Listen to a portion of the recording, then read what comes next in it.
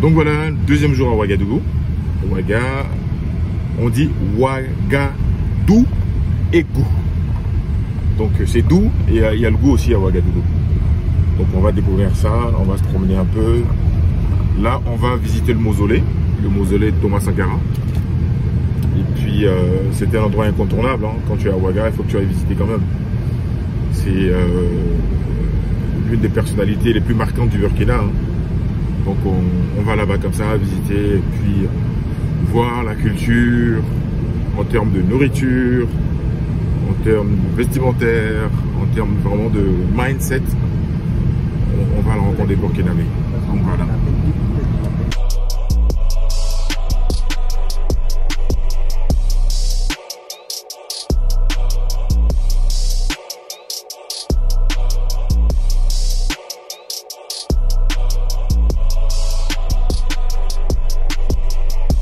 Et si votre foi et votre vision business se rencontraient pour créer des opportunités extraordinaires? Le Business Apéro Christ arrive au Burkina Faso pour une édition exceptionnelle. Rejoignez des entrepreneurs et professionnels chrétiens autour d'un apéro convivial et d'une conférence exclusive sous le thème Burkina, l'heure de profiter du business de l'immobilier. Décryptage du marché, stratégie gagnante et retour d'expérience vous y attend. Plus qu'un simple réseautage, vivez une expérience inspirante pour développer votre activité et votre réseau dans un esprit de fraternité. Retrouvez-nous le 27 septembre 2025 à partir de 9 h à l'hôtel de conférence Wendenide, situé sur l'échangeur de l'Est. Participation 5 000 francs CFA seulement, inclut la conférence, l'apéro, le cocktail et l'accès à la dédicace. Infoline 55 12 11 00 ou 71 78 37 50. Inscrivez-vous dès maintenant en suivant les liens sous la vidéo. Nombre de places limitées. Business Apéro Christ, réseau, foi et réussite. Hello, je suis à Ouagadougou. Là, c'est le mausolée Thomas Sankara. Donc, on va visiter le mausolée de Thomas Sankara. Et voilà. Venez avec moi. On ne peut pas être à Ouaga sans venir visiter ça quand même. C'est important. Donc voilà, à toutes. Okay, donc soyez les bienvenus. Et nous sommes là pour vous aider à mieux visiter le site en vous parlant des 12 personnes qui ont été assassinées avec Thomas Sankara le même jour. Ensuite, on vous envoie devant le bâtiment à laquelle il a été assassiné. On essaie de retracer l'histoire selon le témoignage du seul survivant, Alouna Traoré. Et on termine avec le mausolée, là où Thomas Sankara et ses 12 compagnons se reposent désormais. Donc nous allons commencer au niveau de la statue.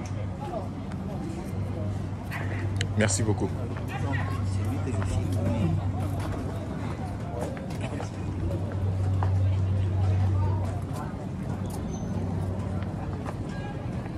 On est à Ouagadougou. Forcément, il faut qu'on vienne visiter le mausolée. Les personnes qui ont marqué le Burkina. Waouh.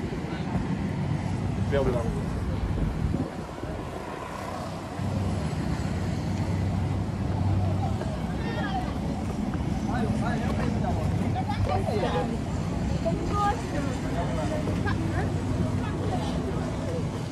Okay, donc là, nous sommes au niveau de la statue de Thomas Sankara. Thomas Sankara, il n'est plus à présenter. C'est l'homme qui a pris le pouvoir le 4 août 1983 et il est le père de la révolution burkinabé. Et durant les 4 ans qu'il a fait au pouvoir, il a redonné la dignité au peuple burkinabé. Grâce à lui, si un burkinabé mettait pied n'importe où, on savait que quelqu'un était là. Et c'est grâce à ce monsieur. Et quand il a pris le pouvoir, l'une des actions phares qu'il a eu à mener un an après, c'est de rebaptiser le Burkina Faso. Avant, le Burkina Faso était appelé la Haute Volta. Mais quand il a pris le pouvoir, il dit la Haute Volta, ça ne veut rien dire pour le Burkinabé. Le nom d'un pays doit refléter même les habitants de ce pays. Donc pour lui, la Haute Volta, le Burkinabé, ça n'a pas de signification. Donc désormais, le peuple burkinabé, comme nous sommes des hommes intègres, notre pays va être appelé le Burkina Faso, qui veut dire le pays des hommes intègres. Et donc j'ai une question pour vous. La question que j'ai pour vous, oui, elle est la suivante. Le pays des hommes intègres, qu'est-ce qui fait que le Burkinabé est intègre? On dit toute chose passe par une idéologie une habitude. Lorsque le président est venu au pouvoir, on dit un pays, généralement c'est celui qui est à la tête d'un pays qui donne l'image même du pays. Le président lui-même, il était un modèle. Il était un homme intègre, il était un travailleur, un homme honnête. Il faisait tout dans la droiture et dans l'intégrité. Et grâce à ses gestes et à ses faits, ça a commencé à contaminer le peuple burkinabé. Et ça faisait que tout ce qu'il disait, le peuple burkinabé adhérait parce qu'on sait que ce monsieur, il n'est pas là pour l'intérêt personnel, mais l'intérêt du groupe. C'est comme lui-même qui nous disait qu'il faut apprendre à l'enfant à être un homme social, et non un individu. Ce qui veut dire que l'enfant, il faut l'apprendre à penser au groupe d'abord. Tout ce que l'enfant doit mener comme action, il doit penser au groupe. Est-ce que ce que je vais faire, est-ce que ça arrange le groupe? Est-ce que ce n'est pas moi seul mon intérêt? Si c'est pour toi seul ton intérêt, pour Thomas Sankara, laisse tomber. Et si tu persistes dedans, pour lui, tu n'es pas un homme, tu es un individu. Et ça me fait rappeler de Norbert Zongo qui nous a dit aussi qu'au Burkina Faso, il y a des personnes qui sont capables de brûler le pays juste pour chauffer les cafés. Waouh, c'est fort ça. Donc ça complète un peu ce que Thomas Sankara disait. Donc Thomas Sankara, il a fait l'effort pour que les Burkinabés soient des gens qui pensent au Burkina Faso d'abord, qui pensent au peuple burkinabé, et toute action qu'il menait, il pensait vraiment au groupe. Et ça a permis de propager l'idéologie sankariste facilement, l'intégrité, l'honnêteté, et le Burkinabé était devenu désormais fier de lui-même. Je peux dire quelque chose, il a très bien répondu. On peut le féliciter. Il connaît bien ses leçons. Proprement, j'ai rien à dire. Il a bien répondu. Je ne sais pas si quelqu'un a une réponse plus que ce qu'il vient de donner là. Je ne pense pas. Propre. Merci. Maintenant, le père de la Révolution, malheureusement, le jour de son assassinat, le 15 octobre 1987, il n'a pas été assassiné seul. Il a été assassiné avec 12 autres personnes. Et ces 12 personnes, nous les avons représentées 3 pour entourer sa statue. Et parmi ces 12 personnes, il y avait sa garde rapprochée, il y avait son cabinet spécial, et il y avait des personnes qui ne devraient pas être là, mais qui sont tombées au mauvais moment. Maintenant, lui, il était militaire et il était le secrétaire permanent du Conseil national de la Révolution. Patrice Zagré, lui, il était maître assistant en philosophie à l'université de Ouagadougou. Et Gouem Abdoulaye, lui, il était civil et il faisait partie des chauffeurs de Thomas Sankara. Thomas Sankara avait 2 types de chauffeurs, un chauffeur civil et un chauffeur militaire. Et lui, il était son chauffeur civil. Vous allez venir là. Là, nous avons Batiano Emmanuel, lui, il était un gendarme. Compaoré Bonaventure, lui, il était un conseiller social et conseiller à la présidence. Et Soldat Day, lui, il était un militaire et il faisait partie aussi des chauffeurs de Thomas Sankara. Et c'est le chauffeur qui l'a conduit le jour de son assassinat. C'est très bien fait.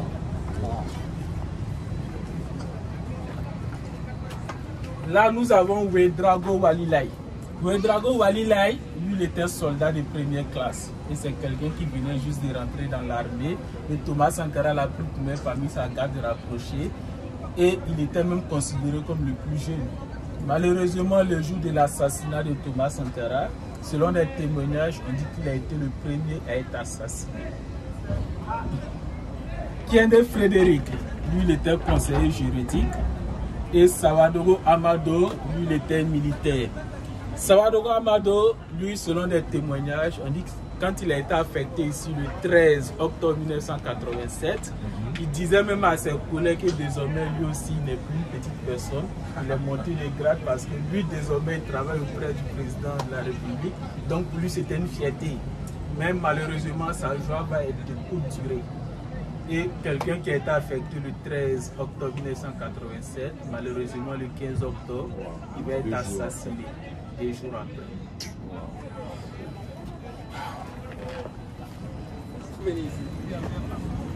Maintenant là, nous avons Soré Patenema. Soré Patenema, lui, il était un gendarme, un moutard. Lui, normalement, il ne devrait pas être là. Il était venu pour déposer juste un courrier et reparti. Mais malheureusement, il est tombé au mauvais moment et au mauvais endroit. Et il a été assassiné. Et là, nous avons Bamouni Paulin. Bamouni Paulin, lui, c'était un journaliste et il était l'un des cerveaux de la Révolution. Lui, avant la Révolution, il était d'abord enseignant en Côte d'Ivoire et après, il allait en France en tant qu'étudiant travailleur pour aller apprendre la communication. Et lorsqu'il a vu naître la Révolution au Burkina Faso, il a décidé de rentrer. Parce que pour lui, son pays voulait quitter dans la mendicité, donc il était venu pour apporter son savoir-faire. Et il s'occupait de la presse présidentielle. À la fin, nous avons Sawadoro Noufou. Lui, il était militaire et faisait partie de la garde rapprochée de Thomas Sankara. Donc, c'est un peu les 12 personnes comme cela. Nous allons continuer la visite. Comme les 12 apôtres. Hein. Je trouve que c'est assez poignant. C'est assez poignant de comprendre l'histoire du Burkina. Il y a des choses que, bon, il y a Thomas Sankara qui est toujours en avant, mais les apôtres, pas les apôtres, mais je veux dire, ses compagnons qui ont payé le prix fort. Hein. On va faire une pause ici, parler de l'endroit là où nous sommes comme cela, c'était quoi, c'est devenu quoi, et pourquoi on a choisi ici pour faire le mémorial Thomas Sankara. À l'époque, ce site était appelé le Conseil de l'Entente. Et le Conseil de l'Entente, ça a été créé en 1959. Et le Conseil de l'Entente était considéré comme une zone internationale qui regroupait 5 pays, le Burkina Faso, la Côte d'Ivoire, le Bénin, le Niger et le Togo.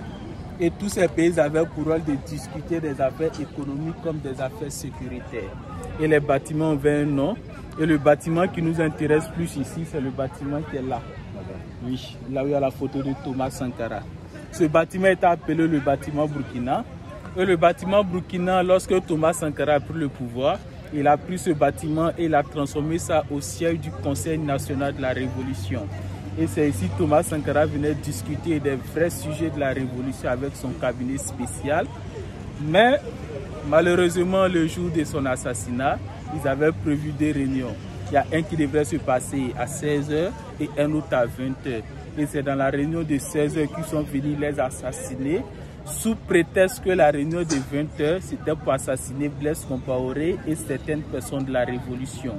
Pourtant, ça, ce n'était pas vrai. C'est l'argument que Blaise Compaoré a donné pour pouvoir défendre son coup d'État. Et après l'assassinat de Thomas Sankara, l'endroit va être occupé par un groupe militaire appelé le RSP, Régiment de sécurité présidentielle. Et ce groupe avait pour rôle de sécuriser une seule personne, Blaise Compaoré. Et si vous voyez le RSP sécuriser une autre personne, c'est que Blaise Compaoré a donné son OK. Et ça va être ainsi jusqu'en 2015. En 2014, avec la chute de Blaise Compaoré, on aura une transition. Et ça serait une transition aussi un peu révolutionnaire. Et à la tête du RSP en ce moment, on avait Gilbert Diendéré. Gilbert Diendéré qui était considéré comme l'homme des mers de Blaise Compaoré. Il ne va pas digérer la transition qui serait là en 2015. Il va tenter de faire un coup d'État avec le RSP, mais ça va être un coup d'État manqué. Le coup d'État va échouer et après ça, le RSP va être dissous. Et après la dissolution du RSP, le peuple burkinabé, je ne vais pas dire que les peuples même du monde, ils se sont regroupés, ils ont décidé de faire quelque chose au nom de Thomas Sankara. Parce que nous constatons dans le monde que dans plusieurs pays, il y a au moins un leader qui a un mémorial dont on parle du leader pour pouvoir inspirer aussi la jeune génération. Donc au Burkina ici, nous on a Thomas Sankara. Donc ces peuples du monde l'ont décidé de faire un mémorial au nom de Thomas Sankara pour faire jaillir la lumière de Thomas Sankara partout dans le monde entier. En parlant de ça, je ne sais pas si vous avez vu il y a quelques jours en Italie, à Rome, il y a un parc qui porte le nom de Thomas Sankara qui a été baptisé la semaine dernière même à Rome. Franchement, c'est un grand monsieur. Et là, quand ils ont eu l'idée, ils avaient décidé de choisir un coin, mais ils ne savaient pas c'était où. Maintenant, comme la présence même du RSP sur le site ici, c'était d'effacer toute mémoire de Thomas Sankara sur le site, toute trace de Thomas Sankara. Maintenant, comme c'est ici, on voulait étouffer la mémoire de Thomas Sankara, c'est ici aussi le peuple a choisi de reparler de Thomas Sankara, de remettre Thomas Sankara à la lumière. Raison pour laquelle, à partir de 2016-2017, ici est devenu le mémorial Thomas Sankara. Maintenant, tout ce que vous voyez comme cela, ce n'est qu'une petite partie dans le projet même du mémorial Thomas Sankara. Parce qu'avec le temps, nous voulons construire une tour qui va mesurer 87 mètres d'auteur. Les 87 mètres là représentent l'année à laquelle Thomas Sankara a été assassiné. Et la tour va avoir 4 niveaux qui représentent les 4 ans de la révolution. Et les bouts sous forme de flèches nous disent que la révolution n'était pas finie, mais ça a été coupé brusquement. Et les différentes pierres qu'ils vont prendre pour faire ça, ça va être au nombre de 60, qui représentent les 60 ethnies du Burkina Faso, qui vont attraper une calebasse. Au milieu de la calebasse, c'est la carte du Burkina. C'est comme les 60 ethnies du Burkina Faso soutiennent le Burkina, l'on parle de la cohésion sociale, le vivre ensemble et bien d'autres choses. Voilà, c'est ça. Et à l'intérieur de la tour, il y aura des expositions. Au premier niveau, ils vont exposer ce qui s'est passé lors de la révolution de 83 à 84, jusqu'au 4e niveau de 86 à 87. Et la tour va fermer le bâtiment. Le bâtiment sera sous forme de sous-sol. Et pour avoir accès au bâtiment, vous allez devoir faire le tour de la tour. Donc, c'est comme on vous montre comment la révolution a commencé, comment ça a évolué et comment ça s'est stoppé. Et après, il y aura plusieurs différentes salles, comme une salle de cinéma, un musée, une bibliothèque, il y aura aussi une salle mémoire où on va envoyer quelques objets que Thomas Sankara a laissés avant de partir, comme son vélo, ses guitares et bien d'autres choses. Il y aura aussi un restaurant. Dans le restaurant, on ne va pas faire la promotion de Q-Magie. Il n'y aura pas de pizza ni de shawarma. Mais on va miser sur les plats africains. Les locaux. Voilà, les mets locaux. On va rester dans l'idéologie sankariste, consommons local. Donc c'est un peu le futur projet comme cela. Et le futur projet, c'est pour quelle année? 2029, 2030, 2050? Bon, normalement, d'ici fin 2028, ce projet a été réalisé. Maintenant, on verra avec le temps ce que la réalité va nous montrer. Ok, super.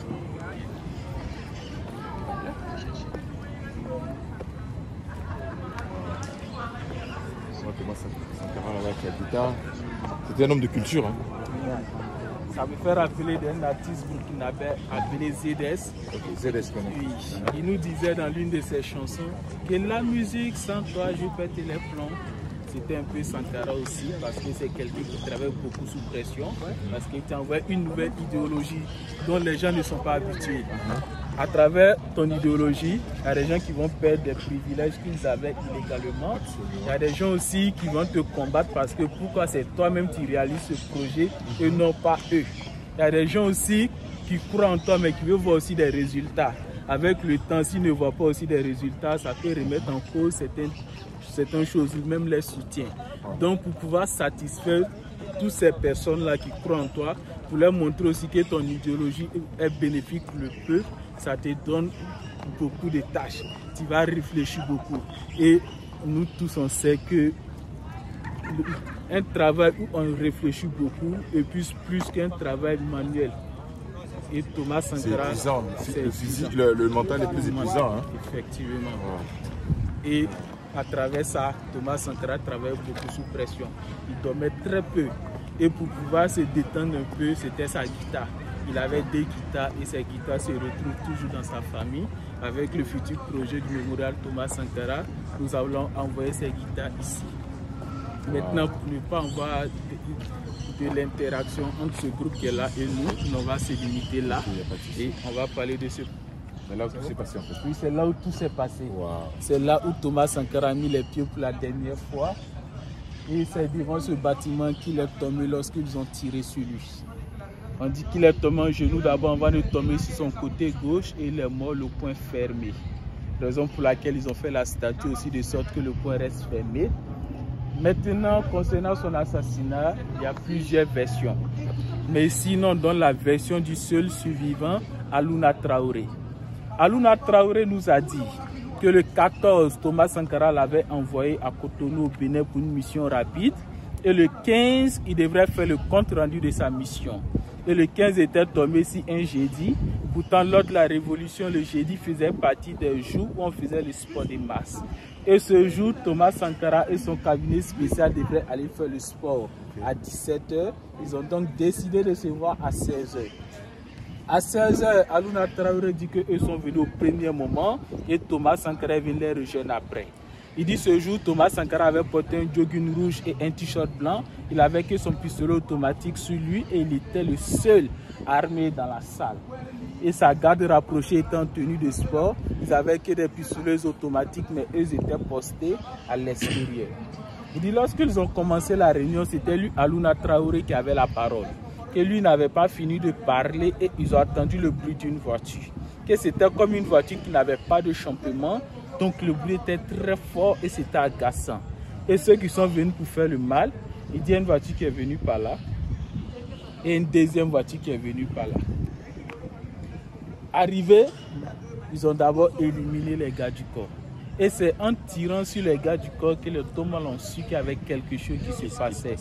Et quand ils ont fini de tuer les gars du corps, ils ont crié « Sortez! Sortez !» Et Thomas Sankara a dit à ses compagnons de rester dans la salle. Que c'est de lui ils ont besoin. Donc si lui sort, si on l'arrête, c'est comme ils vont plus faire de mal. Et c'est dans celle sortie de la salle, les mains en l'air. Et arrivé juste devant la salle, automatiquement, ils ont tiré sur lui. Et c'est là qu'il est tombé. Et dit, quand ça s'est passé ainsi, et parmi les assaillants, il y a un qui est rentré dans la salle et il demandait aux autres de sortir. Et tous ceux qui acceptaient de sortir, arrivés devant la salle, on les abattait. Il y avait un Patrice Zagré, lui, en sortant, quand lui il a vu ça, il voulait se retourner dans la salle, mais lui c'est de dos, ils l'ont tué. Et Aluna Traoré lui-même, il dit par peur, lui s'est jeté parmi les morts en faisant semblant comme si lui était mort. Mais après ils ont su que lui n'était pas mort et ils l'ont appelé. Maintenant il y avait une discussion sur lui, son cas. Il y avait un nommé Amidou Maïga qui était le chauffeur de Blaise Compaoré qui disait qu'il n'a qu'à laisser, lui va le tuer comme lui, Aluna Traoré, il a tout vu. Et il y avait une autre personne qui ne connaît pas le nom, c'est lui qui dit non, il faut le laisser. Et il dit en va ça qu'ils ont fait au moins 30 minutes en train de tirer en l'air en faisant croire aux gens qu'il y avait un affrontement entre les Thomas et les assaillants. Maintenant lui dit il a demandé 5 minutes pour pisser. Dès qu'il a fini, ils ont décidé de l'envoyer dans ce bâtiment-là. Et c'est le lendemain, 16 à partir de 10 h que lui l'ont fait sortir en lui disant bon, et il ne voulait pas que les choses se passent comme cela, mais malheureusement ça s'est passé ainsi. Mais lui vont lui laisser une condition qu'il arrive à fermer sa bouche. Donc après l'événement étant au Burkina ici, il avait fait un témoignage qui a été publié par Jeune Afrique. Il y avait un journal appelé Libération qui avait publié ça. Il a vu qu'il n'était plus en sécurité, il a donc décidé de quitter le pays. Il allait en Côte d'Ivoire, il a fait le Ghana, le Congo, il a fait plusieurs pays. Et c'est 30 ans après qu'il a eu le courage de remettre pied au Burkina Faso. Et de temps en temps, il vient ici, mais c'est très rare. Parce que les souvenirs qu'il a d'ici ne sont pas vraiment agréables. Wow. C'est un peu l'histoire comme cela. Et je vous remercie de m'avoir écouté. C'est nous qui vous remercions. Je ne sais pas ce que vous en pensez de son récit en tant que guide touristique. Franchement, c'était fabuleux. Et on te remercie. C'était comme un film. Hein. On doit faire un film là-dessus. Parce que c'est tellement poignant. En vous écoutant parler, j'ai même la chair de poule. Hein. Wow. En tout cas, merci. Pour ceux qui nous suivez sur Tout se passe en Afrique, en tout cas, on est au Burkina, on apprend. Et puis, on voit la jeunesse là-bas qui est en train d'être enseignée. C'est important, le mindset, de connaître son histoire, d'où on vient, où on va. C'est important. C'est les jeunes qui viennent d'avoir le bac. Wow. Donc, c'est la relève même du pays qui est là. Donc, voilà. Nous sommes devant le véhicule qui a appartenu à Thomas Sankara. Vous pouvez voir là sur la photo. Et il a même une matriculation. Ça a été gardé quand même intact pour la mémoire du peuple burkinabé, aussi de l'Afrique, de Thomas Sankara. Ça fait tout drôle d'être devant là et de toucher comme ça des choses qui ont appartenu à Thomas Sankara. C'est vraiment assez beau. Abonne-toi, like et partage. Comme je dis, je suis à Ouagadougou pour la conférence Business Apéro Christ. Ce sera ce samedi le 27 là, à partir de 9 h à l'hôtel Wende, hôtel des conférences de Burkina, près de l'échangeur de l'Est. Donc voilà, viens, on va parler d'immobilier, viens, on va parler de business et viens dans ce moment fraternel là. À bientôt, allez, salut, bye bye.